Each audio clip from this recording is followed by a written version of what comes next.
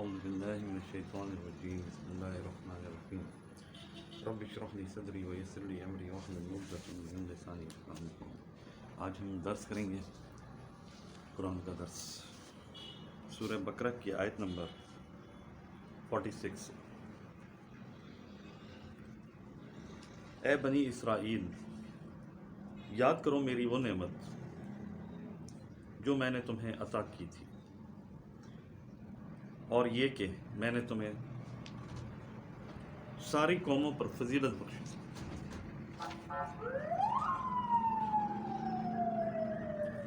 اور اس دن سے ڈرو جس دن کوئی شخص کسی دوسرے شخص کے کچھ بھی کام نہ آئے گا، اور نہ کسی کی سفارش ہی قبول کی جائے گی، اور نہ کسی کی سفارش ہی قبول کی جائے گی، اور نہ کسی سے کچھ معاوضہ لیا جائے گا، اور نہ مجرموں کی مدد کی جائے گی یا کی جا سکے گی۔ اور جب ہم نے تمہیں فرعونیوں سے نجات دی، وہ تمہیں سخت عذاب میں مبتلا رکھتے تھے، تمہارے لڑکوں کو ذبح کر دیتے تھے اور تمہاری لڑکیوں کو زندہ رہنے دیتے تھے، اور اس میں تمہارے رب کی طرف سے بہت بڑی آزمائش تھی۔ صدق اللہ العظیم۔ یہاں یہ جو بات کہی جا رہی ہے کہ اے بنی اسرائیل، یاد کرو میری نعمت کو کہ میں نے تمہیں جو نعمتیں بخشی تھی اور سارے جہانوں پر فضیلت بخشی تھی، تو میں آپ کو یہ بتاؤں کہ یہ بات ہم سے کی جا رہی ہے، اور یہ بات ہمیں سمجھانے کی کوشش کی جا رہی ہے کہ جس طرح بنی اسرائیل جو آ رہی تھی پیچھے سے، جو قومیں چلی آ رہی ہیں، ان کے اوپر میں نے بہت سارے انعامات کیے تھے، ان کو رزق کی فراوانی دی تھی، ان کو ہر قسم کا سامان بہم پہنچایا تھا، اور ان کو ہر طرح سے سہولیات عطا فرمائی تھی۔ اسی طرح سے اللہ تعالیٰ ہمیں سمجھانے کی کوشش کر رہے ہیں کہ اس قوم، یہ جو ہماری قوم ہے، اس کو بھی اللہ تعالیٰ نے فضیلت بخشی ہوئی ہے، یعنی کہ جس طرح اس قوم کو فضیلت بخشی ہوئی تھی، آپ کو بھی اسی طرح فضیلت بخشی ہوئی ہے، آپ کو بھی بے شمار رزق کی فراوانی عطا کی جا رہی ہے۔ وہ قوم ہے جو پہلے قوموں سے بہت زیادہ فضیلت میں ہے۔ آپ وہ قوم ہیں جس کے اوپر اللہ تعالیٰ یکمشت عذاب بھی نازل نہیں فرماتا ہے، تو یہ فضیلت نہیں ہے تو اور کیا ہے؟ اتنے گناہ بڑھ چکے ہیں ہماری قوم میں، اتنے زیادہ لوگ جو ہیں وہ گناہوں کی اندر دلدل میں دھنس چکے ہیں، مگر اس کے باوجود اللہ تعالیٰ ہمیں موقع دیے جا رہے ہیں۔ اللہ تعالیٰ ہمیں قرآن کے ذریعے سے وارن کیے جا رہے ہیں۔ اس کے بعد جو آیت ہے وہ ہے کہ اور اس دن سے ڈرو جس دن کوئی شخص کسی شخص کے کچھ بھی کام نہ آئے گا، اور اس کا مطلب یہ ہے اور نہ کسی کی سفارش ہی قبول کی جائے گی۔ دنیا کے جو نظام ہم نے جو قائم کیا ہوا ہے، اس وقت جو ہمارا نظام قائم ہے، اس میں ہم نے جو بگڑ گیا ہے، بگڑا ہوا نظام ہے ہمارا، اس میں لوگ جو جرائم پیشہ لوگ ہیں ان کی سفارش بھی کی جاتی ہے، ان کو پروٹیکشن مہیا کی جاتی ہے، وہ طاقت میں ہوتے ہیں تو وہ بچ جاتے ہیں۔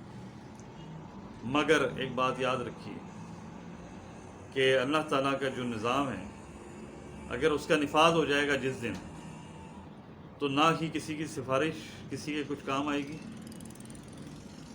جس نے جو جرم کیا اس کی وہ سزا پائے گا۔ ہاتھ کے بدلے ہاتھ، آنکھ کے بدلے آنکھ، کان کے بدلے کان، جان کے بدلے جان، یہ یاد رکھیے گا۔ اللہ تعالیٰ ہمیں ان لوگوں کو وارن کر رہا ہے جو بگڑ چکے ہیں، جو معاشرے کو بگاڑ چکے ہیں، اپنے مفادات کے لیے استعمال کر رہے ہیں، اپنے مفادات کو سامنے رکھتے ہوئے قوانین بنا رہے ہیں، جو اللہ کے قوانین ہیں ان کے اندر بگاڑ پیدا کر رہے ہیں اور کر چکے ہیں۔ اللہ تعالیٰ ان کو بھی وارن کر رہے ہیں کہ وہ دن بھی آ سکتا ہے، وہ دن بھی آئے گا جب اللہ کے بندے اللہ کے نظام کو نافذ کریں گے، اس نظام کے نافذ کرنے کے بعد جن لوگوں نے گناہ کیے ہوں گے یا جن لوگوں نے دوسروں کا حق مارا ہوگا، ان کے لیے بھی پھر گنجائش نہیں ہوگی، یہ یاد رکھیے گا۔ یہی بات اسی طرح سے ہے کہ مرنے کے بعد جب ہمارے اعمال کا سودا ہوگا، جب ہمارے اعمال ہمارے سامنے پیش کیے جائیں گے، تو وہاں تو انصاف ہونا ہی ہے، وہاں پر کسی قسم کی کوئی سفارش قبول نہیں کی جائے گی۔ ہمارے ذہنوں میں یہ کانسیپٹ بیٹھ گیا ہے کہ فلانا سفارش کر دیں گے، وہ سفارش کر دیں گے، ہم تو جنت میں چلے جائیں گے۔ قرآن کی آگے آیت ہے کہ جو لوگ یہ کہتے ہیں کہ ہمیں دوزخ کی آگ چند روز کی سوا چھو ہی نہیں سکے گی، تو اللہ تعالیٰ فرما رہے ہیں ان سے پوچھو کیا تم نے اللہ سے اقرار لے رکھا ہے؟ اللہ سے اقرار لے رکھا ہے کہ تمہیں دوزخ کی آگ چند روز کی سوا نہیں چھوئے گی؟ آگے اللہ فرما رہے ہیں جو لوگ برے اعمال کریں گے، جو لوگ اللہ کی حدود کراس کر جائیں گے اور اس کو صحیح سمجھیں گے اور وہ ان کے گناہ ان کو چاروں طرف سے گھیر لیں گے، وہ ہمیشہ ہمیشہ دوزخ کے اندر رہیں گے۔ ہم فیہا خالدون کا لفظ آیا ہے ہمیشہ ہمیشہ۔ اور جو لوگ نیک کام کریں گے تو وہ ہمیشہ ہمیشہ جنت میں رہیں گے۔ آگے اللہ تعالیٰ فرما رہے ہیں اور ہم نے تمہیں وہ وقت یاد کرو۔ اللہ تعالیٰ اپنا احسان بتا رہے ہیں کہ دیکھو وہ وقت یاد کرو جب اس نظام کو نفاذ سے پہلے جو قائم ہونے جا رہا ہے، جو سسٹم بننے جا رہا ہے، اس کے نفاذ سے پہلے تمہیں ایک ایسے نظام کا حصہ تھے۔ جب فرعون کے دور میں جب تم تھے، فرعون کے محکومیت میں جب تم تھے، وہ تمہیں دردناک اذیتیں دیتا تھا، عذاب میں مبتلا رکھتا تھا۔ عذاب سے مطلب یہ ہے کہ آپ کی ہر ضرورت کی چیز کو چھین لینا اور آپ کو تکلیف دینا، آپ کو اذیت دینا۔ جب وہ فرعون تمہیں عذاب میں مبتلا رکھتا تھا اور تمہارے لڑکوں کو ذبح کرا دیا کرتا تھا اور تمہاری عورتوں کو زندہ رہنے دیا کرتا تھا، یہ ایک شدید ترین دردناک عذاب ہے۔ عذاب کی ایک شکل ہے کہ آپ کی اولاد کو آپ کے سامنے مار دیا جائے۔ اس سے زیادہ اذیت اور اس سے زیادہ شدید اذیت اور کوئی ہو ہی نہیں سکتی۔ اس کے بعد اللہ تعالیٰ فرما رہے ہیں کہ ہم نے تمہیں نجات دی، یعنی نجات اللہ تعالیٰ نے اپنے پیغمبر موسیٰ علیہ السلام کو بھیجا اور ان کے ذریعے سے ان کو تمام قوم کو اس اذیت کے اندر سے نجات دے کے باہر لائے، اور اب وہ سسٹم قائم کرنے جا رہے ہیں، اللہ کا نظام قائم کرنے جا رہے ہیں۔ اسی لیے ان سب کو تنبیہ کی گئی کہ دیکھو اب وہ نظام قائم ہونے جا رہا ہے اللہ کا، جس میں کسی کی سفارش کچھ کام نہیں آئے گی۔ جس نے جرم کیا ہے، جو غلط لوگ ہیں، وہ بھگتیں گے، اور انہوں نے بھگتا۔ آپ دیکھیں فرعون کی کون کام آیا، کتنا طاقتور تھا وہ فرعون۔ اس کی طاقت کا یعنی کہ آپ اندازہ کریں کہ وہ یہ کہتا تھا کہ سیڑھی لگاؤ میں موسیٰ کے رب کو دیکھ کر آؤں، آسمان میں دیکھ کر آؤں۔ اس کے پاس 3 طاقتیں اس نے جمع کی ہوئی تھیں۔ وہ ایک تو فرعون حکومتی طبقہ تھا، ایک حامان مذہبی پیشوا جو ہوتے ہیں، ٹائپ کے جو لوگ ہوتے ہیں، وہ لوگوں کو مذہب کے ذریعے سے جناب دباتے ہیں اور پریس کرتے ہیں اور ان کو محکوم کرتے ہیں۔ ایک قارون تھا۔ قارون جو طبقہ ہوتا ہے وہ ہے جو سرمایہ کو جمع کرتا ہے، جو دولت کو جمع کرتا ہے، جو پیسے کو جمع کرتا ہے، جو لوگوں سے ان کے جائز حقوق چھین کر، ان کو دبا کر، ان کو محکوم بنا کر ان کا پیسہ غصب کرتا ہے، اور یہ پیسہ ہر طرح سے غصب کیا جا سکتا ہے۔ وہ فرعون تھا، وہ قارون تھا۔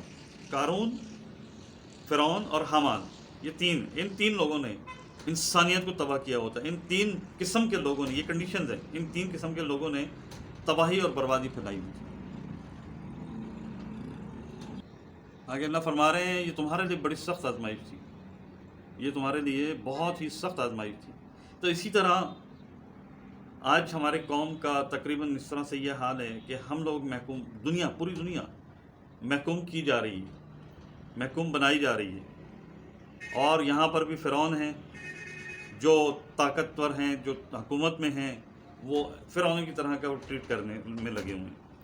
اسی طرح آپ دیکھیں، آپ مثال دیتے ہیں مغربی ممالک کی، وہاں پر حال یہ ہے کہ لوگ مشین بنے ہوئے ہیں، ہاں ان کو ضروریات زندگی دے دی جاتی ہے، مگر جسٹ وہ مشین بنے ہوئے ہیں، ان کی سوچوں کو محدود کر دیا ہے۔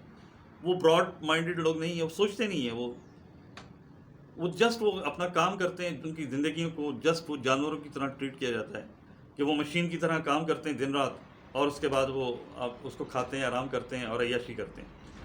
مگر جو اسلامی قوانین ہیں اس کے اندر ہر شخص کو سوچنے کا موقع فراہم کیا جاتا ہے، ہر شخص کو عقل استعمال کرنے کی ترغیب دی جاتی ہے کہ وہ انسانیت کے لیے کام کرے، وہ انسانیت کے لیے آگے بڑھے، وہ اس نظام کو قائم کرنے کی جدوجہد کرے، جو اللہ کے قوانین ہیں ان کو اپنی زندگی پر بھی امپلیمنٹ کرے اور اس دنیا کے اوپر بھی امپلیمنٹ کرے۔ اس دنیا میں استحکام کے لیے اس کو کوشش کرنی ہے، اس کا فرض ہے، یہ فرائض ہیں۔ صلاۃ کا قیام، انسان جو مسلمان کہتا ہے اپنے آپ کو، جو کلمہ پڑھتا ہے، وہ یہ عہد کرتا ہے کہ میں اس صلاۃ کو قائم کروں گا، جو اس نظام ہے، جو اللہ تعالیٰ کا بہترین نظام ہے، اس کو میں نے قائم کرنا ہے۔ تو یہ ہر مسلمان کے اوپر یہ فرض ہے کہ اس نے اس نظام کو قائم کرنا ہے، یہ فرض ہے۔ لیکن اس کو قائم کرنے سے پہلے اس کو سمجھنا بھی ہے، وہ سمجھے گا تو قائم کرے گا نا۔ اس کو چاہیے کہ قرآن کو، اللہ تعالیٰ کی وہی جو ہے ہمارے پاس جینین کنڈیشن کے اندر، وہی ہمارے پاس ہی ہے اس وقت دنیا میں، تو اس کو پڑھے، اس کو سمجھے اور اس کو قائم کرنے کی کوشش کرے۔ یہ وہ کتاب ہے جو پرانی، جو پہلے کتابیں ہیں، جو قوانین ان کو دیے گئے تھے، انہوں نے اس کو مسخ کر دیا، اور آج یہ وہی قوانین ہیں جو پہلے کی امتوں کو دیے گئے تھے۔ آج ہمارے پاس جینین کنڈیشن میں وہ تمام قوانین موجود ہیں، لہذا ہمارا یہ فرض ہے کہ ہم اللہ تعالیٰ نے جس مقصد کے لیے انسان کو پیدا کیا ہے اس مقصد کے لیے جدوجہد کرنی ہے، کیونکہ آپ کو اشرف المخلوقات کا درجہ بخشا ہے۔ آپ کو تمام جہانوں میں جو اللہ کی مخلوق ہے اس میں سب سے افضل درجہ آپ کا ہے، لہذا آپ نے اس افضل درجے پہ ہی رہنا ہے، اس سے نیچے نہیں جانا ہے۔ اور وہ کس طرح سے آپ رہ سکتے ہیں کہ جس نے آپ کو کریٹ کیا ہے، جس نے آپ کو پیدا کیا ہے، اس نے آپ کو اس کا طریقہ بتا دیا ہے، تو اسی طریقے کے اوپر چل کر آپ اس درجے کے اوپر قائم رہ سکتے ہیں، نہ کہ آپ اس درجے سے ڈاؤن ہو جائیں اور جانوروں کی حد تک پہنچ جائیں۔ وہ صرف اسی صورت میں ہو سکتا ہے جب آپ اللہ کی حدود کو قائم رکھیں گے۔ انشاءاللہ اللہ تعالیٰ آپ کا حامی و ناصر ہوگا، اور امید ہے کہ آپ اللہ کی وحی کو سمجھیں گے، پڑھیں گے، سمجھیں گے اور اس پر عمل کرنے کی کوشش کریں گے۔ اللہ حافظ۔